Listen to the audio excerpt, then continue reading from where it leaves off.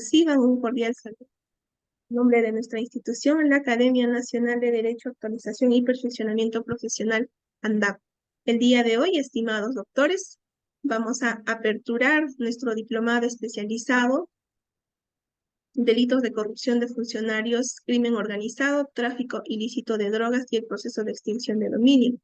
El día de hoy, para aperturar nuestra primera sesión, nos acompaña la doctora Rosario Palacios Meléndez, quien actualmente es defensora pública del Ministerio de Justicia, abogada con amplia trayectoria profesional en Derecho Penal y Procesal Penal, y también es, ¿no? Y el día de hoy, estimados doctores, vamos a desarrollar el tema que la doctora va a abordar. Es la administración pública y teoría del caso en los delitos de corrupción de funcionarios. Asimismo, estimados doctores, para que la sesión sea bastante dinámica, pueden encender sus cámaras, pueden realizar sus consultas en el chat y también pueden levantar el icono de la mano, se les va a habilitar el micrófono para que puedan realizar sus consultas en referencia al tema que va a abordar la doctora Rosario. Asimismo, le solicitamos estricto respeto a nuestro ponente, a los organizadores del evento y a todos nuestros participantes quienes están conectando a esta plataforma Zoom. Bien, estimada doctora, sin más preámbulo, le doy el uso de la palabra a efectos de que pueda aperturar nuestro diplomado. Muchas gracias, doctora. Buenas noches, ¿cómo están? Para mí es un placer saludarlas de acá desde Lima hacia Ayacucho y de todos los lugares que se están conectando, porque ahorita la virtualidad nos da eso, ¿no? La posibilidad de estar al mismo tiempo en lugares distintos, pero conectados. Quiero agradecer especialmente a la Academia Nacional de Derecho, Actualización y Perfeccionamiento Profesional. Y para mí, les comento, es algo muy especial porque este evento también está organizado de la mano con el Sindicato Único de Trabajadores del Poder Judicial de Ayacucho. Y Ayacucho para mí es un lugar al que me tengo tantísimo cariño, por dos razones. La primera, porque soy ayacuchana huamanguina. El año pasado estuve en los carnavales, justo cerca de estos días, febrero, recuerdo. Y segundo, porque ya después he vuelto yo a Ayacucho como profesional, yo me fui muy chiquita de ahí, teniendo 5 años. Ya luego yo he vuelto y me dieron las llaves de la ciudad. Con mucho orgullo regresé y, y siempre espero volver, ¿no? Y qué bueno que por lo menos virtualmente estoy regresando ahora. El tema que nos convoca el día de hoy, voy a solicitar que me permitan compartir pantalla y quiero comentarles un poco cómo va a ser la lógica de la exposición. El tema, primero, la forma de exposición. Yo soy de las personas que me gusta que la clase sea bastante interactiva. Hablar sola por 2 horas es cansado, no solo para mí, sino sobre todo para ustedes, que tienen que estar escuchando de manera monótona muchas palabras. Yo prefiero que hablemos, conversemos, debatamos, ¿por qué no? Y pongamos sobre la mesa todos esos temas, todas esas situaciones que nosotros en nuestro día a día quisiéramos esclarecer. Ya les han mencionado que yo me dedico pues en mi día a día a ser defensora pública. Ya más o menos voy entre 7 a 8 años como defensora pública. He pasado por todas las áreas que se pueden pasar, viendo todo tipo de casos. Y uno de los temas en los cuales los defensores públicos tienen que ver casos es respecto a los delitos de corrupción de funcionarios. ¿Y qué particularidades tienen estos delitos? Es importante que los conozcamos antes de entrar a analizar sobre la teoría del caso, y qué interesante que esta sea la clase inaugural, ¿no? Para mí es muy importante porque vamos a conocer particularidades, particularidades que son importantes puntualizar para que posteriormente podamos aplicar en la teoría del caso. No es lo mismo llevar un caso de un delito de sangre, un homicidio, una violación sexual, un delito contra el patrimonio, robo, delitos bagatela, conducción en estado de ebriedad, omisión a la asistencia familiar. No es lo mismo eso que llevar un proceso de corrupción de funcionarios. Si quisiéramos hacer un parangón, diríamos pues que los casos bagatelas es como estar en inicial, ¿no? En lo que viene a ser la vida académica. Cuando empiezas a ver procesos comunes tipo robo, patrimonio, estás en primaria. Para subir de nivel, quieres ver crímenes de sangre, violación sexual, asesinatos, ya te estás graduando, ¿no? Ya, ya sales de primaria y pasas a secundaria. Y allí empieza ya la especialización, la universidad. Y podemos situarnos ahí, los delitos de corrupción de funcionarios. No todos los abogados recién egresados están en la capacidad de llevar un caso de corrupción de funcionarios. Y hay que ser hidalgo en reconocerlo. ¿Por qué? Porque si uno como abogado recién egresado quiere llevar un caso de corrupción de funcionarios, no digo no lo va a poder hacer, no hay un prerequisito para hacerlo ni una cantidad de años, pero tienes que tener experiencia para llevar este tipo de casos. Porque hay cosas muy puntuales que se ven en estos tipos de... Por ejemplo, mi esposo, que es abogado privado, él solo ve casos de corrupción de funcionarios y lavado de activos. No ve otro tipo de casos, por ejemplo, ¿no? Y a eso lleva la especialización. Y este tipo de diplomados lo que permite es hacer llegar a las personas este conocimiento especializado, que no es lo mismo que nosotros manejar el tema referido a los casos comunes. Y con eso quiero empezar pues con esta primera lámina que tienen ustedes ahí a continuación, en el cual habla de los delitos contra la administración. Y tiene la primera característica es que ustedes en este tipo de delitos, cuando menos, cuando menos, van a tener como estructura de proceso un proceso común. Es decir, van a tener que transitar por todas las etapas: la investigación preparatoria, la etapa intermedia, el juzgamiento. Por ejemplo, salvo casos muy puntuales, no he visto en proceso inmediato delitos contra la administración. Y estoy hablando de los delitos grandes, ¿no? De los cohechos, de los peculados, de las colusiones, concusión.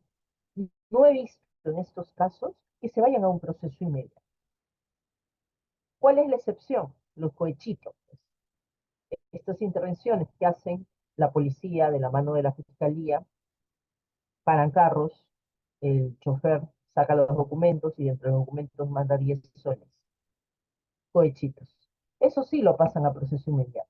Pero el grueso de casos contra la administración pública, que tiene que ver muchas veces con funcionarios públicos de municipalidades, de instituciones como puede ser un ministerio, los mismos, ¿cuántos, si ustedes digo, cuáles de los últimos presidentes que hemos tenido, cuántos están procesados por delitos contra la administración pública?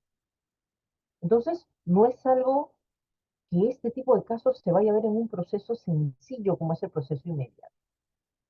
Es un proceso célebre como es el proceso inmediato. No, los casos de delitos contra la administración pública son casos en los cuales siempre, como mínimo, va a haber un proceso común. Ya dependiendo la prognosis de pena, vamos a ver un juzgamiento, que sea por juzgado unipersonal o por juzgado colegiado. Dependerá la prognosis de pena.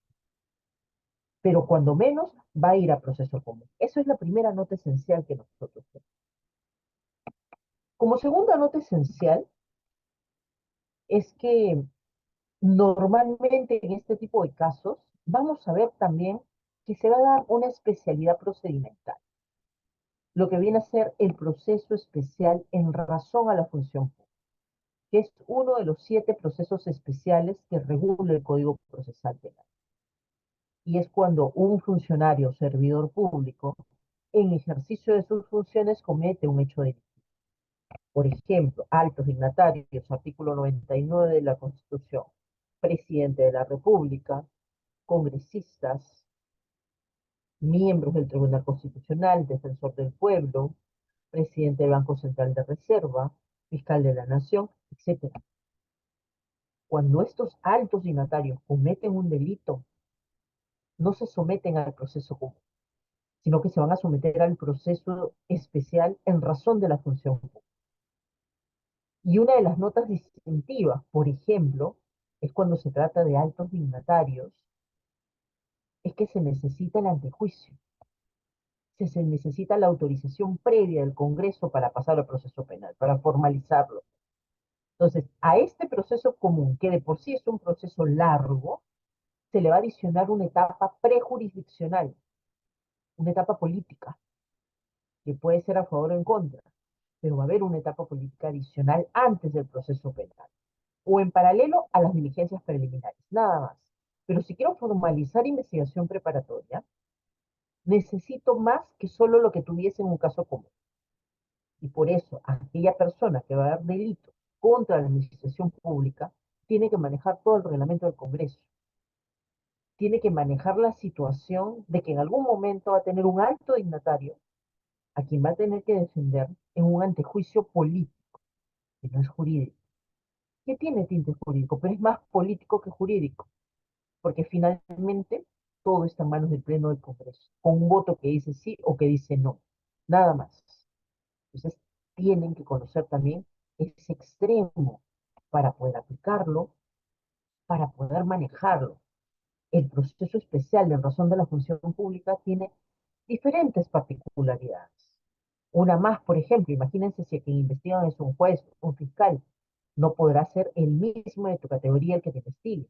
Tendrá que ser el que está arriba. Pero ¿qué pasa si es un vocal supremo? La Corte Suprema, la Fiscalía de la Nación, nada más de investigar.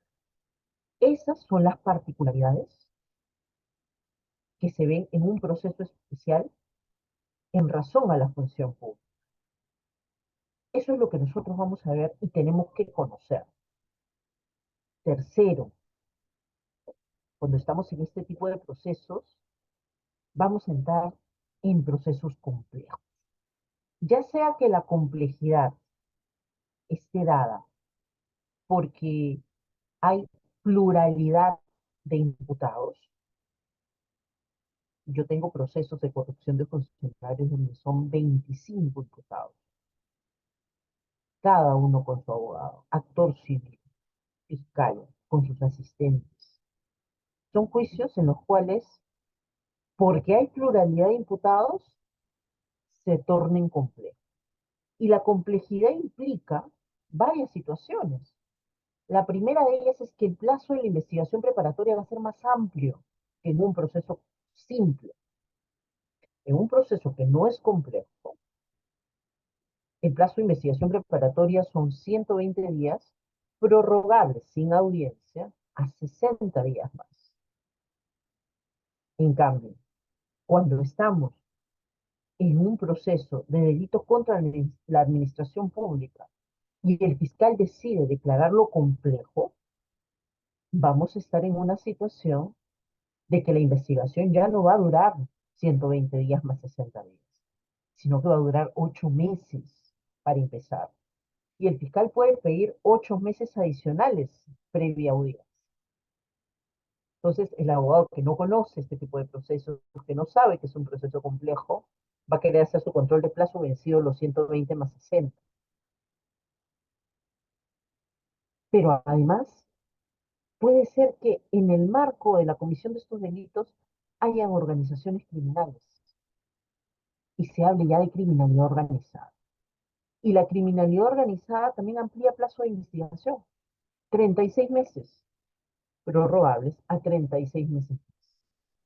Y ustedes dirán, bueno, es necesario, ¿no?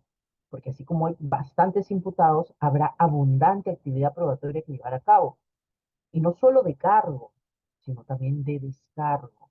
Sobre todo, la realización de las pericias institucionales, la realización de pericias de parte.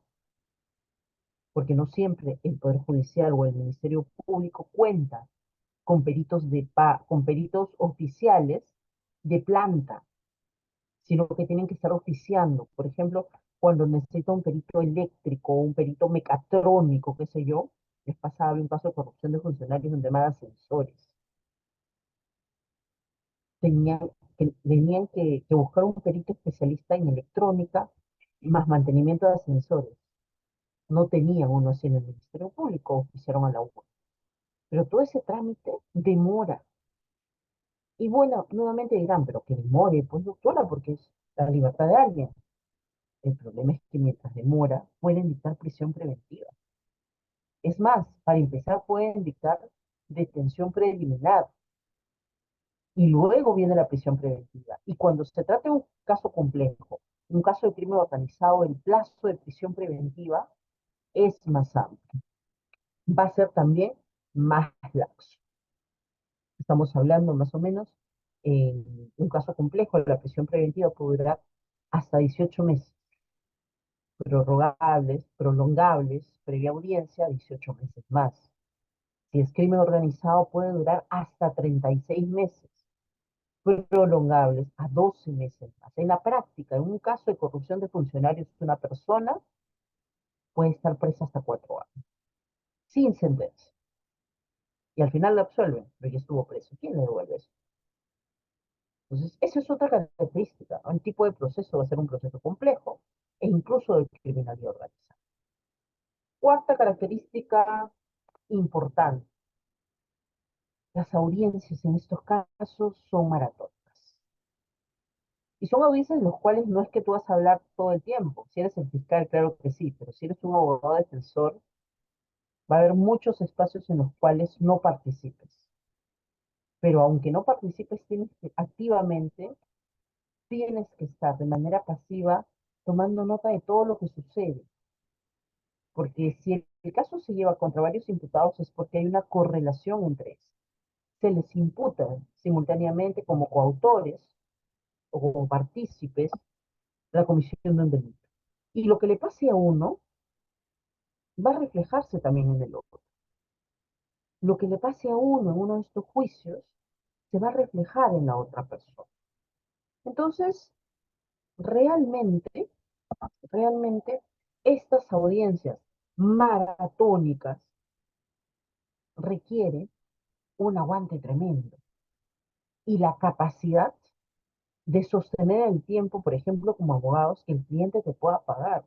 Defensor público trabaja de manera gratuita, pero en corrupción de funcionarios, ellos son pagantes. No nos pagan a nosotros directamente, depositan en el Banco de la Nación.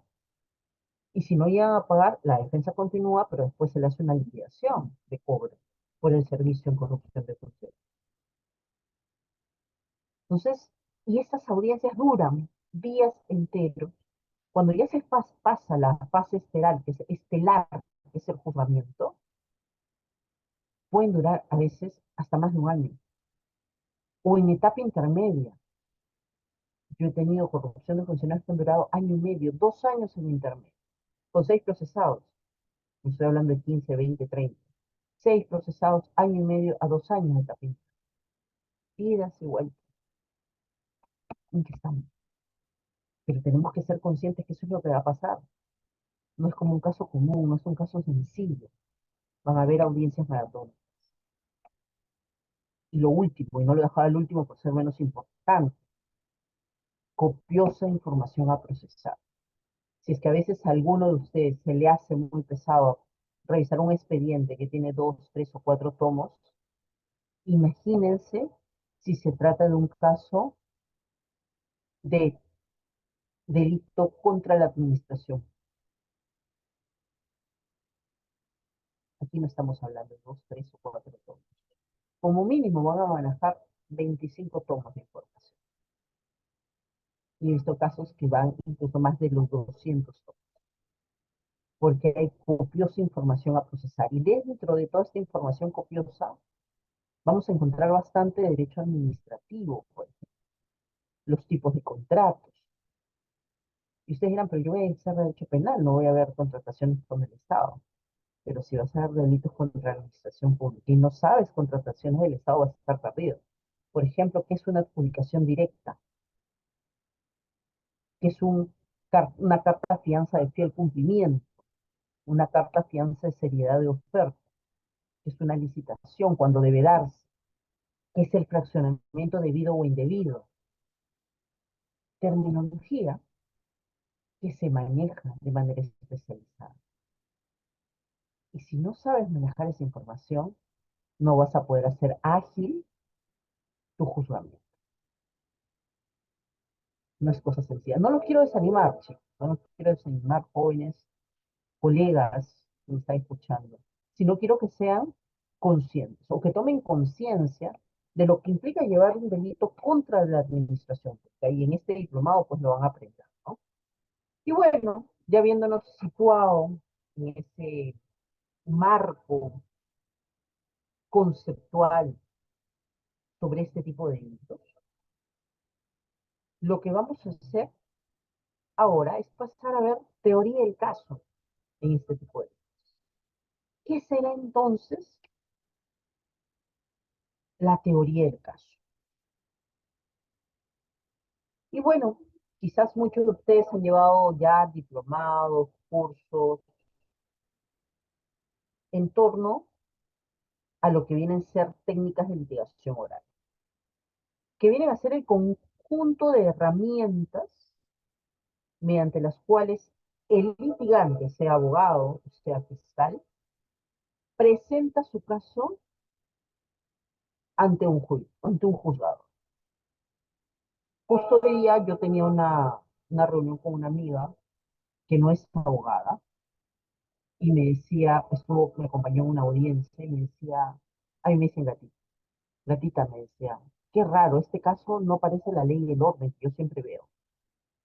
Y le expliqué, ¿no? Nuestros juicios no son juicios con jurados, porque ella me dijo, ¿por qué hay tantas pantallitas en tu cama, en tu computadora? ¿Es el jurado? Me dijo. Dije, no, en este caso, en Perú, no vemos juicios por jurado. Y quizás los que estudian derecho, los que empiezan recién a estudiar, se desengañan cuando se van a su primera audiencia. Porque en nuestro país no tenemos juicios por jurado. Se quiso imponer en 1920, no se consiguió. Fue una propuesta que se desechó porque no había la forma de implementar. Pero sí manejamos técnicas de litigación oral, que son todas este conjunto de herramientas que permiten presentar de manera ordenada, de manera persuasiva, de manera convincente, tu caso frente a un juez imparcial, frente a un juez que no conoce nada de un expediente, porque hasta ese momento no hay expediente. Y dentro de lo que viene a ser las técnicas de litigación oral, lo que nosotros vamos a encontrar como eje conductor de todas las técnicas de litigación oral es la teoría del caso. Y la teoría del caso va a ser entonces el conjunto de actividades estratégicas que van a determinar qué versión de los hechos se va a sostener ante los jueces y cómo presento esta versión de los hechos de manera más eficiente y eficaz. Todo lo que tengamos, argumentaciones y prueba para acreditar en juicio. Y estoy hablando de prueba como término genérico, no lo que puntualmente es una vez que se actúa un medio probatorio en juicio, sino de manera genérica la prueba, no con esa exhaustividad lingüística que quisiéramos. Entonces, lo primero que nosotros vamos a ver es eso, ¿no? Que la teoría del caso va a tener todo lo que nosotros hagamos en el proceso. Y en un caso de corrupción a funcionarios, es importante asumir e ir construyendo nuestra teoría del caso para poder también persuadir y convencer al juzgado, para poder presentar ordenadamente nuestros medios probatorios y que finalmente sean los jueces quienes asuman esa visión que les estoy dando particular del caso a favor nuestro. Y la primera pregunta que viene acá de Madura es, ¿desde cuándo empiezo a elaborar mi teoría del caso? Me viene a buscar, doctora, por ejemplo, el alcalde, viene el alcalde de Ayacucho y me dice, señorita abogada, yo quiero que usted me defienda. ¿Qué debo hacer ahí entonces? Primer contacto, ¿no? Si soy abogada, mi primer contacto con el cliente, desde ese momento, y luego de revisar muy bien la carpeta fiscal, voy a armar mi teoría del caso, mi postura, y luego también de entrevistarme con el patrocinado. El patrocinado me dirá, soy inocente, ¿no? Revisarás la carpeta y encontrarás que tan inocente no es. Y le podrás, por ejemplo, poner el abanico de posibilidades de salidas alternativas. Tu teoría del caso puede ser eso, lograr la pena más baja, lograr que no se vaya preso. Pero puede ser que revisada la carpeta, efectivamente, esta persona no exista vinculación de su conducta con los hechos imputados.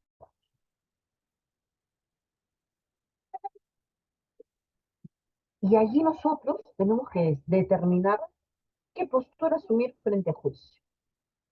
Por eso, el momento en el cual yo empiezo a elaborar la teoría del caso va a ser desde el primer contacto que se tiene, sea el fiscal o sea el abogado defensor, con la causa penal que va a defender, con los hechos del caso. Esto no significa que la teoría del caso sea estática, que yo, asumiendo la postura al comienzo, no pueda variar en el tiempo.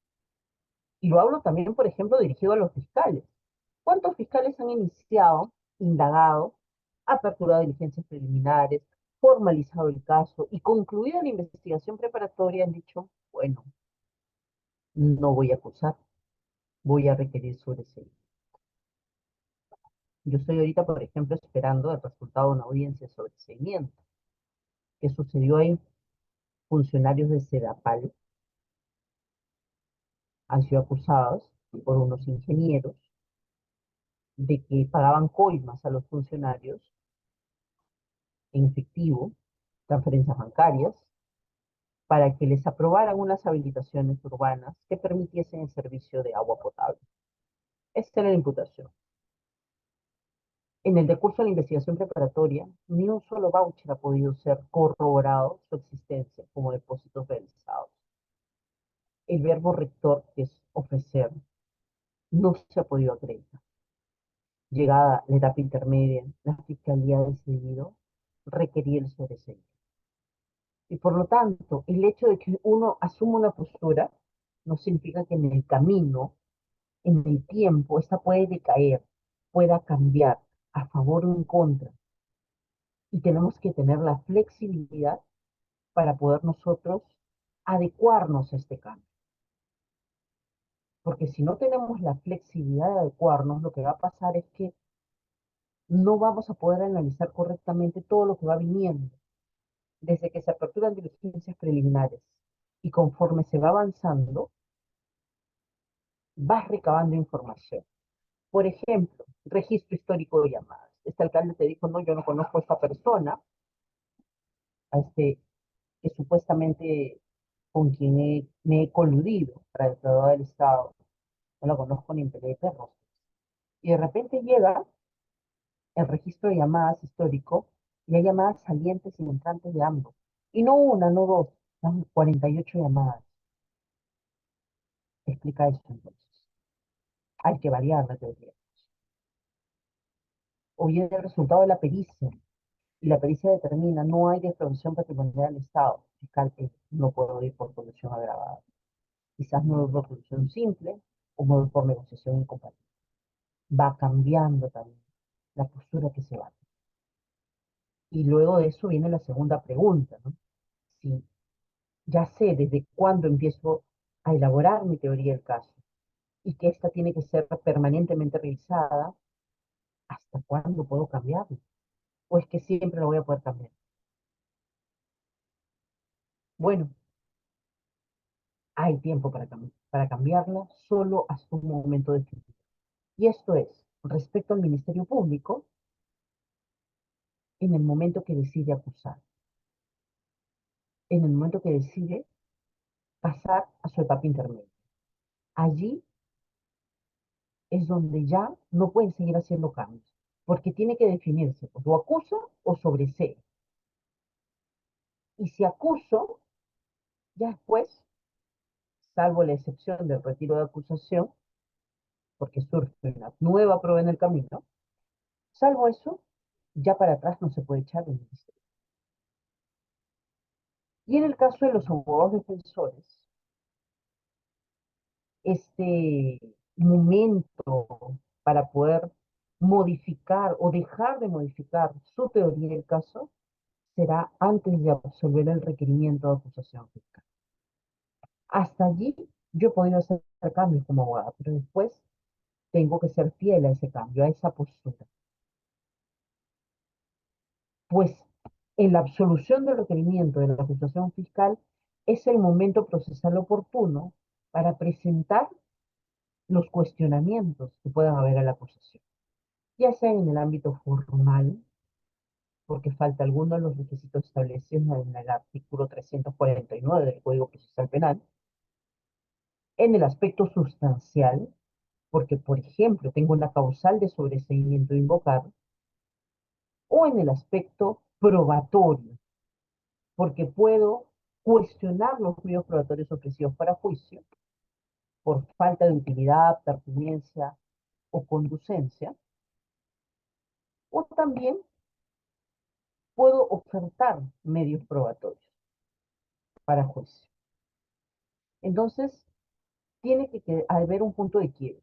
Y este punto de quiebre va a ser cuando el fiscal decide acusar o antes de que la defensa absuelva el requerimiento fiscal. Hasta allí yo puedo seguir modificando, pero después ya no. Después tengo que ser fiel a mi teoría del caso ya establecida. ¿Y qué características tiene la teoría del caso? Son bastantes, como pueden ver. Vamos a mencionar de manera somera algunas e incidiremos también en varias. La primera característica es que no hay caso que uno asuma sin teoría del caso. Porque la teoría del caso es la postura que asumes para tu juicio. La teoría del caso va a determinar qué pasos seguir, qué opciones tomar al respecto, qué actos de investigación proponer, qué actos de investigación cuestionar.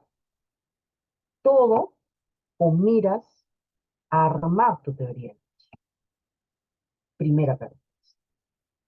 Segunda, cuando armemos una teoría del caso debe estar orientada frente a un hipotético juicio oral. Y ustedes me dirán, pero profesora, no todos los casos se pasan a juicio. Hay casos que concluyen antes. Y sí, tienen razón. Pero ¿qué pasa si tu acuerdo no prospera? ¿Qué pasa si es que tú crees que el fiscal te va a dar una determinación anticipada con pena convertida o pena suspendida? Y el fiscal te encuentras que dice que no. No, yo quiero pena efectiva, que vaya al penal, esto funciona yo. Y obviamente no es lo que le has ofrecido a tu cliente, ¿no? Por eso tienes que ir siempre pensando, cuando armas tu teoría del caso, que puede haber juicio oral. Que finalmente no haya es un tema distinto, pero tienes que ponerte en el supuesto de que puede haber juicio oral, hipotético juicio oral. Tercero, y ya lo hemos adelantado eso, ¿no? La teoría del caso debe ser permanentemente revisada. ¿Qué significa eso? Que no puedo tener una teoría del caso estática, sino que debe ser dinámica, que pueda ir cambiando y adaptándose a lo que va sucediendo en el decurso de la investigación.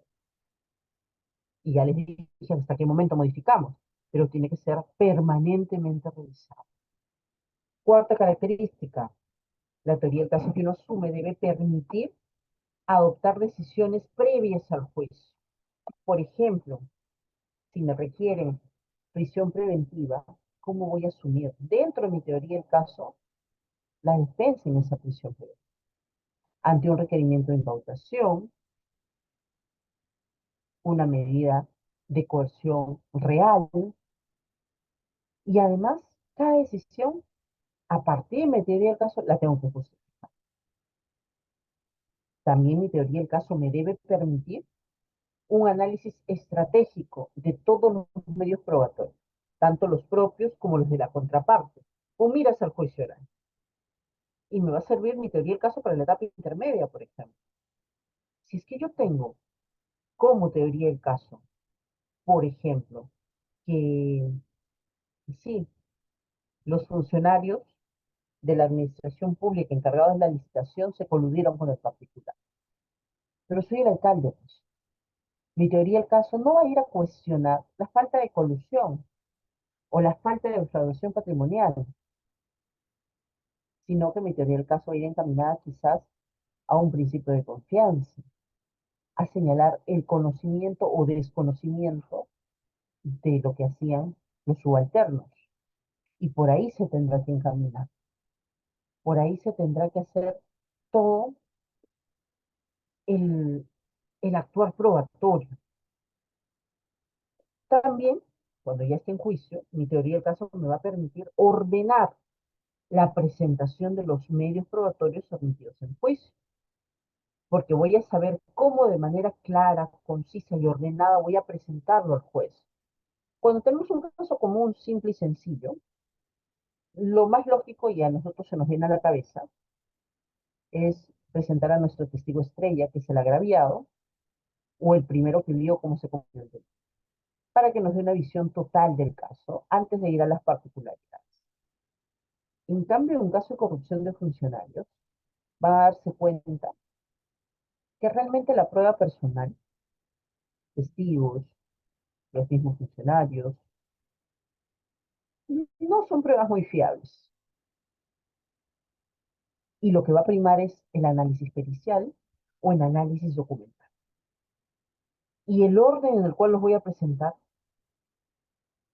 mi teoría del caso, es la que me va a orientar, la que me va a dar la facilidad, la que me va a dar el norte para saber cómo determino esa presentación al juicio. Además, la teoría del caso que yo presente en un juicio, estamos hablando de un juzgamiento, tiene que tener suficiencia jurídica. Yo no puedo decir que voy a absolver al alcalde en un caso de corrupción de funcionarios porque es mi simpatía, ¿no? Eso no es un criterio jurídico. En cambio, yo podré decir, sí, les hablé del principio de confianza, un criterio de imputación objetiva, que excluye tipicidad. Estamos hablando en términos jurídicos. Por eso mi teoría del caso no pueden ser solamente palabras, sino que tiene que concretizarse en algo jurídico, sea fiscal o sea abogado. Otra característica más es que la teoría del caso debe ser única. Yo no puedo decir, por ejemplo, como teoría del caso, pensar, bueno, él no se apropió de sus caudales especulados. Pero en el caso que se los haya apropiado, los hizo porque estaba en un estado de necesidad. No estamos hablando de que sea única. Hay dos teorías del caso. Y mientras más quiero partirlo, pierdo en credibilidad.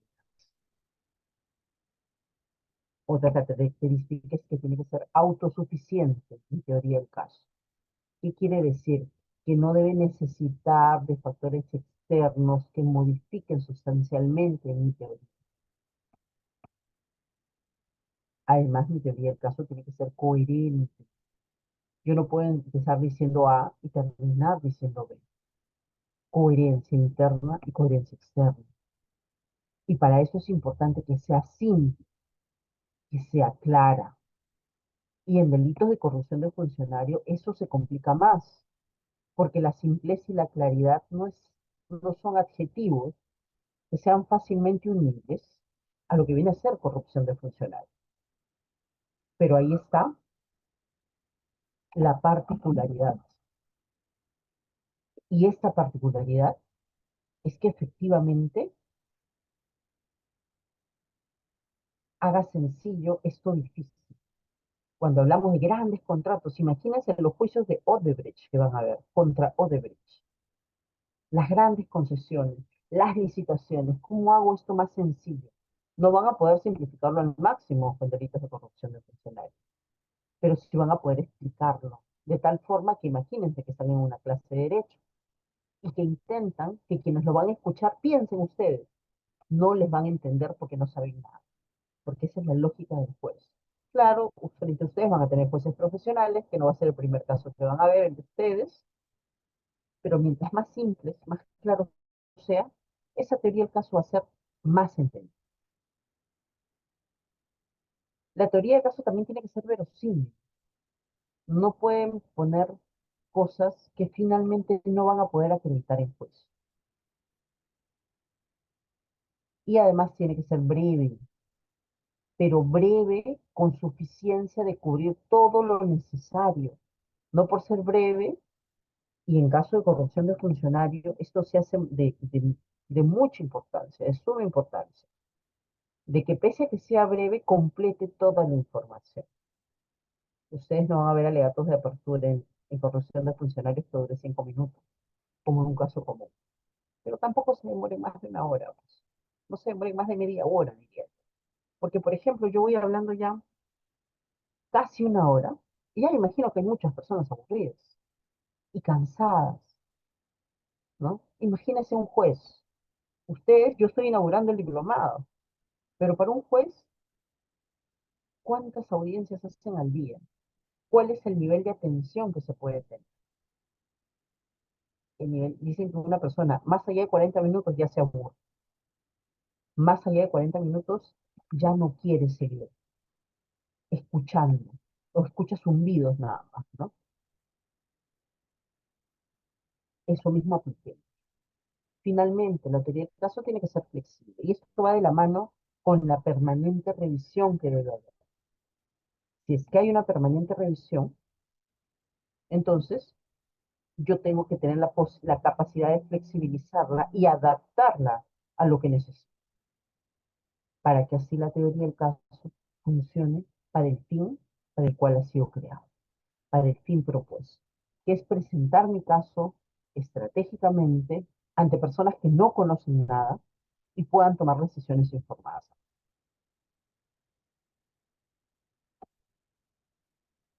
¿Y qué etapas tiene la construcción de la teoría del caso?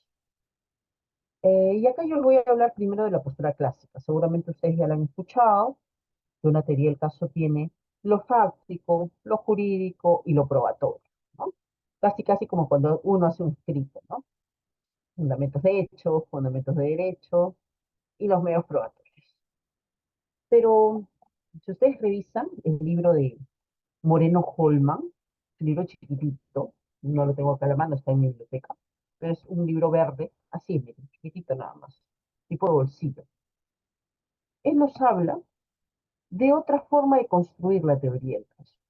Y permítanme explicarse a partir de esa visión.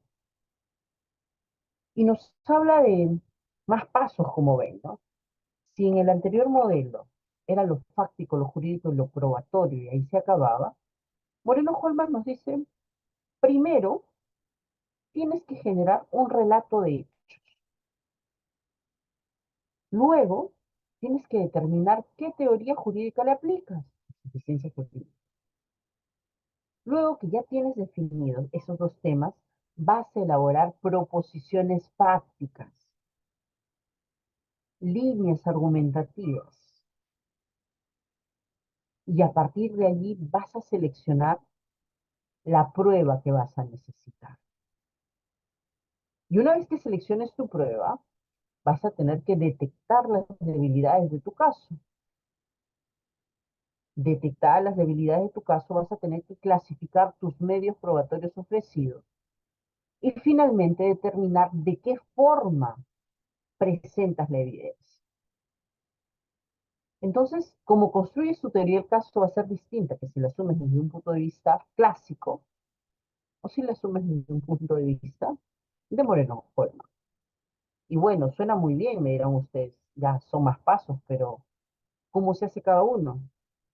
Porque si no sabemos cómo se hace cada uno, mejor me quedo con lo antiguo, ¿no? Con lo fáctico, lo jurídico y lo probatorio. Y es más, se me hace más fácil de recordar. Bueno, el día de hoy pretendo que conozcamos cómo se elabora la construcción de una teoría. Y el primer paso es generar un relato de hechos. ¿Y cómo voy a generar este relato de hechos? Ustedes habrán llevado algunos de ustedes un curso de criminalística, quizás en pregrado, en posgrado. Un curso de criminalística me llama mucho la atención esto, ¿no? A ver si me ponen en el chat y siento que no estoy hablando solita. ¿Han llevado curso de criminalística ustedes?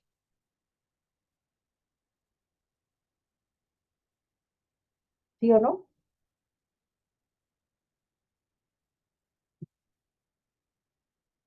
¿Se durmieron, chicos? 78 participantes. Un mensaje en el chat, por favor, una señal de vida. A ver, ya hay dos mensajes. Así es, doctora, me dicen sí, han llevado. Gracias, Wilber. Gracias, Sandra. Gracias, Jenny. Bueno, en criminalística, cuando se trata de construir lo que sucedió en el caso concreto, se hacen diversas preguntas. Y estas preguntas son las mismas que van a servir para la generación de un relato de hecho. ¿Quién cometió? Identifica al sujeto activo. ¿A quién identifica? Al perjudicado? ¿Qué? ¿Cómo? ¿Con qué? ¿Cuándo? ¿Dónde? ¿Cuánto? ¿Para qué? ¿Por qué?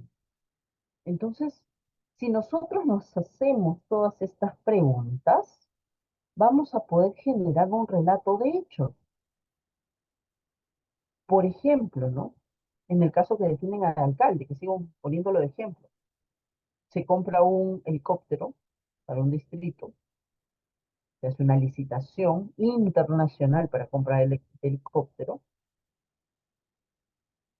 y así inicia el caso, ¿no? Se trata de la compra de un helicóptero. ¿Quién compró el helicóptero? ¿A quién se lo compró? ¿Qué hizo específicamente? ¿Cómo lo adquirieron? ¿Con qué medios? ¿Con qué fondos? ¿En qué fechas? ¿Dónde se perfeccionó el contrato? ¿Cuánto se pagó por ellos? ¿Para qué se compró? ¿Por qué se hizo? Respondiendo esas preguntas básicas de criminalística, van a poder ustedes generar el relato de hechos. Cuando ustedes se reúnan con un cliente, le van a hacer todas estas preguntas y a partir de ahí van a generar el relato de hecho, de lo que pasó, ¿no? Luego que ya han generado su relato de hechos, tienen que trabajar estratégicamente con estos hechos. Y por ejemplo, si ya tienen una línea argumentativa, si ya tienen establecido qué van a hacer, tienen que buscar elementos que le den más convencimiento y persuasión al relato que van a presentar. Si es que ustedes ya tienen manejando determinada información, tienen que buscar esta corroboración periférica adicional que van a necesitar. Y una vez que ya tienen elaborada su relato de hechos, ya generaron los hechos, ya saben qué pasó, van a tener que buscar identificar el tema del caso. ¿Y cómo identifico el tema? Relacionándolo con alguna razón, principio, bien jurídico, valor moral o ético, ampliamente compartido. Antes lo que hacía la fiscalía era ponerle, pues, ¿no? Los cuellos blancos del puerto, los gángsters de la corrupción. Pero ya bueno, ustedes saben que ha habido tutela de derechos en ese sentido, de que no pueden haber nombres peyorativos. Nadie se queja cuando le ponen los malditos de Bayoa, los rápidos y furiosos de Amancaes, ¿no? Pero cuando en temas de corrupción de funcionarios les han puesto estos apelativos que la fiscalía les sirve para determinar su tema del caso, ahí se ha habido quejas. Pero bueno, tienen que buscar una forma creativa. ¿Cómo materializan estratégicamente el tema que escojan? por medio de el lema. Y el lema viene a ser una suerte de titular del caso, como titular de periódico, que está presente, que en pocas palabras te resume tu caso. No espero pues que encuentren una frase exacta de un libro que rime además, ¿no? Sino que explique la situación, pero que sea lo más relacionado a su caso, ¿saben? No lo hagan tan abstracto como decir, y he visto un caso que todavía va a pasar a juicio oral, donde el principal testigo, en un caso de corrupción de funcionarios de un magistrado, es su hermano. Y el hermano se ha sometido a colaboración eficaz, el que lo está echando al juez. Y el hermano es el particular que coechaba y está por cohecho, su hermano. ¿Cómo dirían ustedes? ¿Cómo defenderían un caso así con un tema donde el imputado es un juez y el que ofreció el dinero y le pagó en imputación más de 10.000 soles es el hermano? Y todo ha sido pago en mano, ¿no? Con lo cual es lo que él dijo versus lo que el otro dice. Pero pasando porque este juez finalmente dio un habeas corpus que ha favorecido presuntamente una organización criminal. Y el hermano echador forma parte de esa organización criminal. ¿Cómo defender un caso así materializándolo estratégicamente mediante un lema? A mí se me ocurrió que es el caso de Caín y Abel. ¿Quién no sabe del caso de Caín y Abel? Si yo les digo eso, suena a traición, ¿no? A traición de hermano. ¿No les parece? Puede ser ese mi lema. Y por eso se dice que el lema se trata de capturar, en pocas palabras, la esencia del relato que se va a desarrollar. Y que además debe estar presente en todas las actuaciones que el litigante haga durante el curso del procedimiento. Y sobre todo en juzgamiento. Alegato de apertura, presento, inicio con mi lema. Señores jueces, miembros del colegiado, estamos ante un caso denominado Caín y Abel. Y cuando nos refiramos, pues, al colaborador eficaz, le diremos Caín.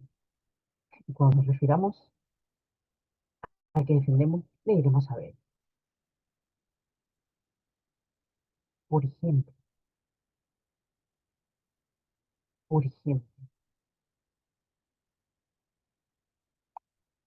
Luego, tenemos que saber también identificar el punto focal del caso. ¿Y qué se trata? ¿De qué se trata el punto focal?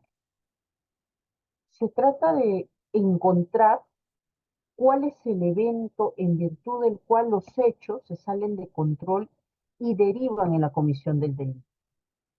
¿Cuál es el hecho que inicia el efecto dominó? Y este punto focal puede estar muy cercano en el tiempo a los actos concomitantes del delito o muy lejos también. Por ejemplo, en este caso de los hermanos, el juez y el colaborador eficaz. ¿Cuál será el punto focal? Para el fiscal, por ejemplo, su punto focal será aquel día en el cual el colaborador eficaz incursionó en la organización criminal, convirtiéndose en su brazo legal. Y a partir de allí ya no hubo vuelta atrás. Estuvo dispuesto incluso a corromper a su hermano. Y su hermano, por el dinero fácil, se corrompió. Identifico mi punto focal. En cambio, si soy el abogado defensor, mi punto focal no será cuando ingreso a la organización criminal, quizás. Mi punto focal será cuando este colaborador eficaz se volvió tan codicioso que le vendió humo a la organización criminal. y le dijo, no se preocupen, yo le doy plata a mi hermano y el rol resuelve. Pero lo que hizo fue venderle su mundo. Y ese va a ser el punto focal para la defensa. El efecto dominó. ¿Dónde empieza el efecto dominó? Entonces, a lo que hay que encontrar, seamos abogados, defensores o seamos fiscales, es el punto de inclinación y a partir de allí analizar cómo se desenvuelven los hechos y las consecuencias futuras. A partir de allí, yo creo mi teoría del caso. Y cuando estoy haciendo mi relato de hechos, hay que asignar etiquetas. ¿Y qué significa asignar etiquetas? Las palabras, señores, transmiten imágenes. Si es que ahorita yo les digo, cierren los ojos y piensen en un sanguchito de chicharrón con un cafecito recién pasado, pueden olerlo, ¿no? Pueden sentirlo. ¡Ay! Lo masticamos. Yo les hablé y ustedes esa palabra lo transformaron en imagen. Entonces, en el juicio, para mi teoría del caso, yo no me voy a referir a las personas involucradas en conflicto, al suceso, a la prueba material, con la terminología clásica, ¿no? Es decir, el agraviado, el denunciado, el acusado, ¿no? El correcto funcionario público, por ejemplo. Porque yo quiero asignarle ese rol. Si soy el fiscal, diré el corrupto, ¿no? Asignar etiquetas, porque las palabras transmiten imágenes. Eso no hay que olvidarnos nunca. Y eso es válido para cualquier caso, pero especialmente en delitos contra la administración. Luego que ya hice mi relato de hechos, tengo que identificar la naturaleza de los hechos jurídicamente relevantes. Siempre que yo voy a tener mis hechos, voy a tener hechos positivos, hechos negativos y hechos neutros. Si se trata de hechos positivos, va a ser porque son favorables a nuestra versión, a la versión del litigante. Y yo voy a transformar esos hechos positivos en proposiciones fácticas que van a ser objeto de juicio en el momento procesal oportuno. Y estos hechos positivos también voy a hacer que formen parte de mi alegato de apertura, formen parte de mi alegato de clausura. Pero también voy a tener, cuando analice los hechos jurídicamente relevantes, esta generación de hechos me va a llevar a que tenga hechos negativos. Tengo, por ejemplo, llamadas del alcalde, o en particular que decía no conocer. ¿Y qué hago ante los hechos negativos? Primero, puedo presentar evidencia propia destinada a desvirtuar esos hechos negativos. Segundo, si no lo puedo desvirtuar, por lo menos puedo hacer control de daño. Esto es, aminorar o neutralizar el impacto de la acreditación de estos hechos en el contraexamen. Si no puedo negar los hechos, puedo desacreditar la fuente de la cual proviene, la fuente de la cual emana la información misma. O finalmente, puedo incorporar estos hechos negativos a mi relato, a mi teoría del caso, señalando que es una debilidad, pero que es justificada. Por ejemplo, estos registros de llamadas, ¿no? Se está imputando que hay un delito de colusión, que hay una organización criminal y que hay múltiples llamadas telefónicas entre todos ellos. Viene el perito a audiencia y señala que efectivamente hay cuadros donde se acredita la vinculación telefónica, que se llamaron. Bueno, si yo opto por incorporarlo a mi relato, explicarlo como una debilidad, pero que es justificable, lo haría de la siguiente forma. Diría, sí, es cierto, va a venir a juicio un perito informático que nos va a decir que hay vinculación de llamadas telefónicas. Lo cierto es que sí se comunicaron, pero tan cierto es que se comunicaron como lo es o como lo será, que no se ha logrado determinar el contenido de esas comunicaciones. Y no podemos especular. En derecho penal no está asumir como una debilidad que justifica. Entonces, también los hechos negativos, perdón, van a servir para. Pero dentro de, después de positivo o negativo, hay hechos neutros, que significa que en abstracto ni suman a mi teoría el caso ni le restan. Pero no hay que perderlos de vista, porque estando muy atentos al contexto de esa información o al contexto de cómo se desarrolla,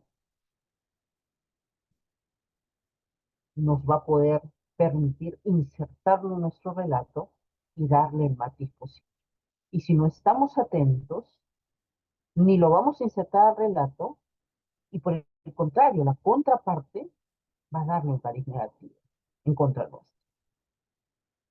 Por eso el hecho neutro tampoco tiene que ser perdido de vista. Adicional a los hechos neutros, positivos y negativos, tenemos hechos inamovibles o indiscutibles. ¿Qué significa? Hay cosas que no se van a poder negar. Por ejemplo, un contrato, una licitación, va a ser innegable que la licitación la ganó la empresa, que es materia de proceso,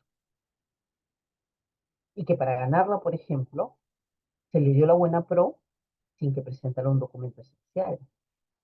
La carta de fianza sería de oferta, por ejemplo. No existe. Es un hecho que yo no puedo negar. Y este hecho inamovible o indiscutible puede generarse también a partir de la propia actividad de los litigantes. Esto es, mediante las convenciones probatorias. Y es importante que nosotros como abogados, si llegamos a convenciones probatorias, lo hagamos estrictamente seguros de que lo único que vamos a acreditar mediante convención probatoria es algo que no se va a debatir en ningún punto de juicio. Porque de llevarse a juicio, por ejemplo, una pericia para determinar quién ganó, sería una pericia en la cual yo ni siquiera voy a hacer preguntas. Solo lo presentaré en. Entonces, los hechos inamovibles discutibles también los puedo probar. Otra decisión importante en torno a la teoría del caso es decidir en qué momento presento la historia, en qué momento en el tiempo. Y hay dos formas de enfrentarlo. Una de ellas, la clásica, es la forma cronológica, ¿no? Desde que da una situación y va avanzando paso a paso hacia el final. Y otra es que el centro focal del caso sea anterior, me vaya antes. Empiezo en un punto determinado. ¿Se acuerdan del punto focal? Y a partir de allí, progresivamente presento el caso. No recomiendo en ese estadio a la hora de elaborar tu teoría del caso optar por una dinámica temática. La dinámica temática nos sirve en otras circunstancias, pero aquí conviene más tener un relato cronológico, ya sea que la cronología inicie con la comisión del delito y vaya así en adelante, o que la cronología inicie con el punto focal y vaya en adelante, en línea recta. Porque cuando armemos nuestra teoría del caso no queremos ni una película de Tarantino, ni una novela de Vargas Llosa. Ambos se caracterizan por darnos la historia en partes, empezando a veces por el final y terminando con el inicio. No queremos confundir al juzgador, ni queremos ser unos clásicos del cine, ni unos nobles. Nos basta con ganar nuestro caso. Y para eso hay que presentar cronológicamente nuestra teoría. Otra decisión importante va a ser determinar en torno a qué medio probatorio presento mi caso. Porque el litigante va a decir cuál va a ser el eje de mi investigación. Por ejemplo, un delito de corrupción de funcionarios, el eje generalmente no va a ser una declaración testimonial, a menos que tengas un testigo directo que vio cómo entregaron la coima. Lo determinante va a ser la prueba indiciaria. y esta prueba indiciaria construida a partir de pericias. Entonces, el marco pericial va a ser importante también para que sostenga el relato. Y luego lo que viene alrededor de este van a ser detalles que van a aportar aspectos que complementan nuestro eje focal. Y con eso termino de trabajar mi teoría en torno a la generación de hechos. Luego de ahí paso a la determinación de qué teoría jurídica es aplicable. Y con ello yo voy a hacer que este relato que ya he formado, que es puro fáctico, tenga contenido normativo. Que yo pueda subsumir mi versión de los hechos en una respuesta legal, sea de condena o de absolución, pero que tenga suficiencia jurídica, el requisito que les había mencionado. Y para ello tengo que elaborar proposiciones fácticas, porque hasta ese momento el litigante va a tener un gran problema. Va a tener un relato eminentemente concreto, pero que no tiene conclusiones jurídicas. Y la teoría jurídica que tengo es muy abstracta. ¿Qué voy a hacer entonces? Lo concreto de los hechos más lo abstracto de lo jurídico lo voy a juntar, voy a crear proposiciones fácticas, siempre desde el punto de vista que voy a trabajar. Entonces, la proposición fáctica va a venir a ser una afirmación de hecho tomada del relato que ha elaborado el litigante, que puede ser reproducido en juicio, ya sea por un testimonio, y que además va a acreditar un elemento de la teoría jurídica. Por ejemplo, el ofrecer en un delito de cohecho. Yo tendría que hacer la proposición fáctica de Juan ofreció a Pedro. Y Juan será el testigo quizás que viene y va a declarar eso. Y va a dar cuenta de un elemento de la teoría jurídica. Proposición fáctica. No todas las proposiciones fácticas valen lo mismo. Hay proposiciones fácticas basales del relato, que son las que determinan lo que pasó. Hay proposiciones fácticas de contexto, que le va a dar corroboración periférica. Hay proposiciones fácticas fuertes, quiere decir que tengo cómo acreditarlas con múltiples testigos o medios probatorios. Habrán proposiciones fácticas débiles, no tengo mucha acreditación, pero sobre todo habrán proposiciones fácticas capaces de pasar el test de superposición de proposiciones fácticas, que cuando contraste una con otra se complementen y no se excluyan. Una vez elaborado ello, voy a tener que elegir qué medios probatorios voy a utilizar para acreditar cada proposición fáctica. Y el medio probatorio también puede ser débil o fuerte para medir en base a la credibilidad de la prueba. Y ahí viene lo siguiente, detectar debilidades del caso. ¿Y qué hago cuando detecto? ¿De qué se trata? Es hacer un control de calidad. Analizar no solo nuestra teoría del caso, sino también la posible teoría del caso de la contraparte. Y sería bueno que esto se haga en colectivo y lo evalúen terceros ajenos a la elaboración de teoría del caso. Va a servir más, es más útil. Y los medios de prueba, yo lo voy a agrupar también, según determinados criterios. Por ejemplo, puede ser según el contenido. Puede ser prueba afirmativa, prueba de refutación, explicativa, emocional o persuasiva, de credibilidad, según su relación con los hechos, evidencia directa, evidencia indicial. Y así yo voy a subclasificar mis pruebas. Y para presentarla, tengo que seguir un orden o secuencia. Y nuevamente, determinar en base a qué evidencia eje voy a presentar mi relato. Y el orden importa. ¿Quién viene primero? ¿Quién viene segundo? ¿Quién viene tercero? Y para ello yo tengo que generar bloques de información. Para generar un bloque de información tengo que tener claro que hay una regla, la primacía, principio de primacía y principio de lo más reciente. ¿Qué significa? Que el ser humano, por naturaleza, tiende a recordar lo primero y lo último, y difícilmente lo que hay en el medio. Y por eso es necesario que le ponga más énfasis a lo importante al comienzo y al final. Y ponga lo más débil al medio, para que se pierda. Eso es un tip. Segundo, hay que hacer transiciones. ¿Para qué?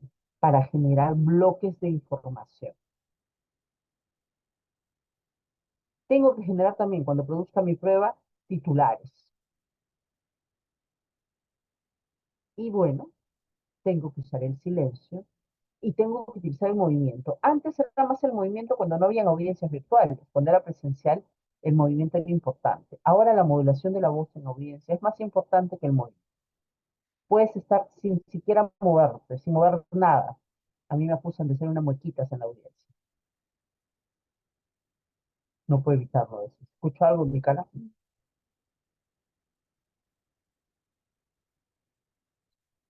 Ya tenemos que acabar. Por eso estoy pasando un poco más rápido. Discúlpenme, pero estamos ya con el tiempo. En 10 minutos más debemos cerrar y vamos a dar paso a preguntas, ¿sí? Lo que quiero es que ustedes puedan formular sus preguntas y podamos tener interacción. Como les dije al comienzo de la exposición, no quiero que hagamos un tema de solamente clase. Quiero que conversemos al respecto. Nuevamente, ¿qué tipo de relato utilizo? La misma regla anterior, la primacía y lo más reciente, lo primero y lo último. Mi relato va a ir enfocado en hablar o en poner en primer término lo más importante y en relevarlo al final de nuevo, dejando para el medio lo menos importante. Y para plasmar el relato, dos opciones, relato cronológico o relato temático. En relato cronológico ya se los he explicado, ¿no? Y en el temático lo que hago es escoger un punto en específico, explicarlo, agotarlo y pasar a otro punto. Escoger, explicarlo, agotarlo y pasar a otro punto. Por ejemplo, vamos a hablar de cómo este funcionario público ingresó a la administración. Lo agotamos, lo explicamos. Ahora, para eso está la transición, pasamos a hablar de cómo se llevó a cabo la licitación de la compra de los vehículos. Agotamos, terminamos. Necesariamente no es cronológico, pero cuando lo agrupo de manera temática, también le puedo dar.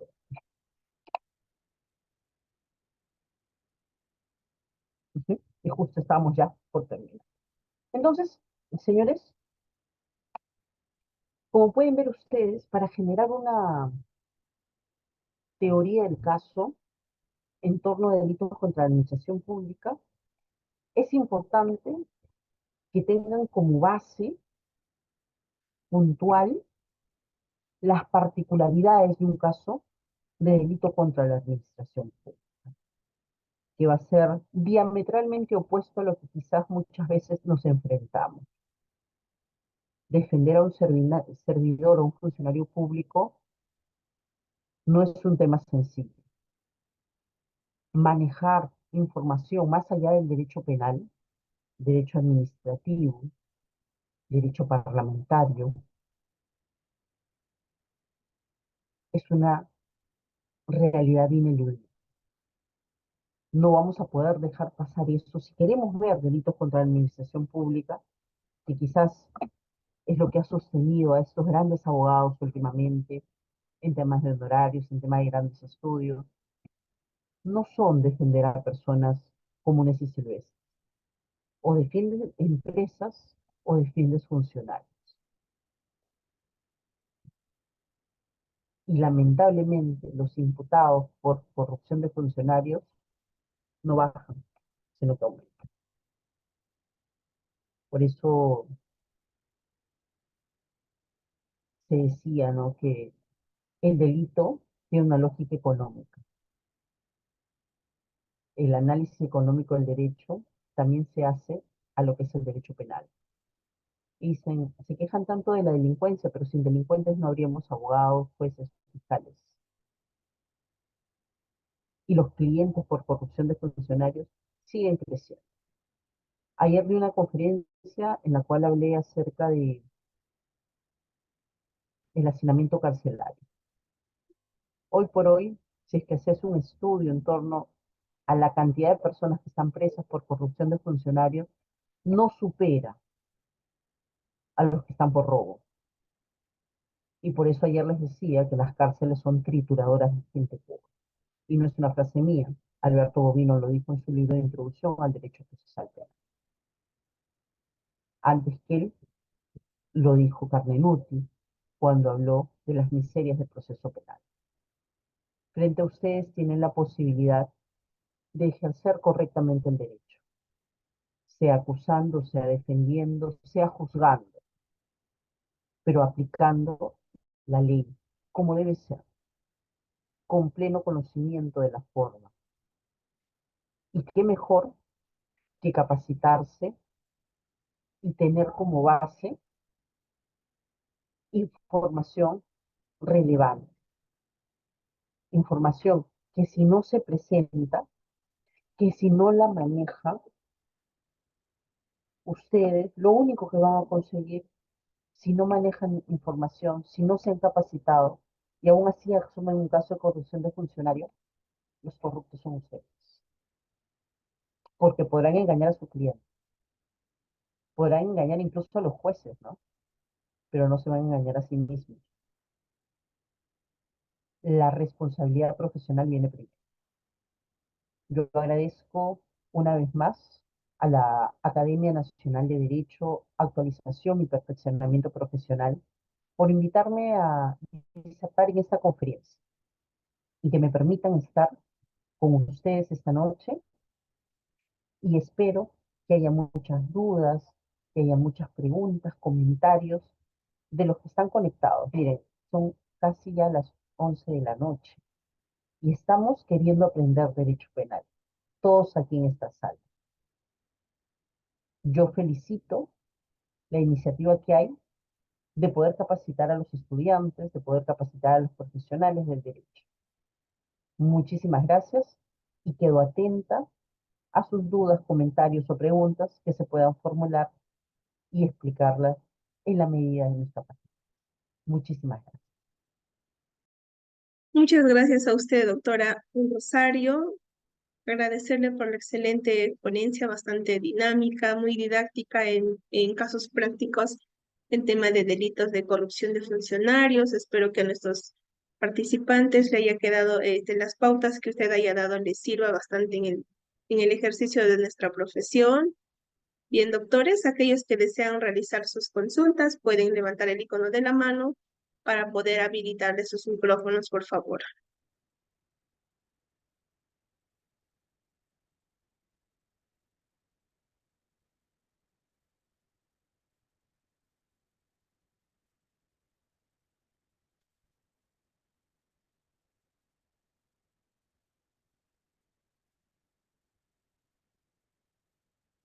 Doctores, ¿alguna consulta, por favor?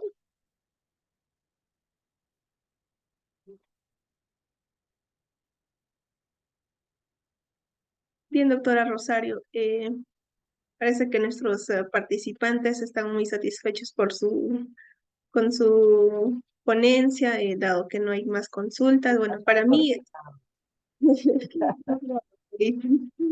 para mí, por ejemplo, en particular, yo también soy abogada litigante, llevo procesos penales, llevo, por ejemplo, aquí en Ayacucho el caso de los hospitalarios, por ejemplo, tengo ese caso. Eh, y para mí, de verdad, es las pautas que usted ha realizado el día de hoy, te lo voy a tomar en cuenta. Muchas gracias. Doctorita, le agradecemos por su participación. Estamos en contacto. Muy buenas noches, doctor. Buenas noches contigo y con todos ustedes y conmigo pues hasta otra oportunidad. De todas maneras vamos a visitarlos por ahí en Ayacucho en alguna oportunidad y nos vamos a ver en persona.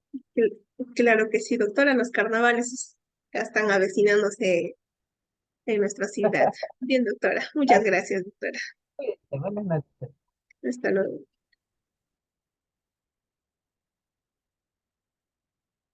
Bien, estimados doctores, agradecerle por su participación a cada uno de ustedes. Espera un momento, por favor.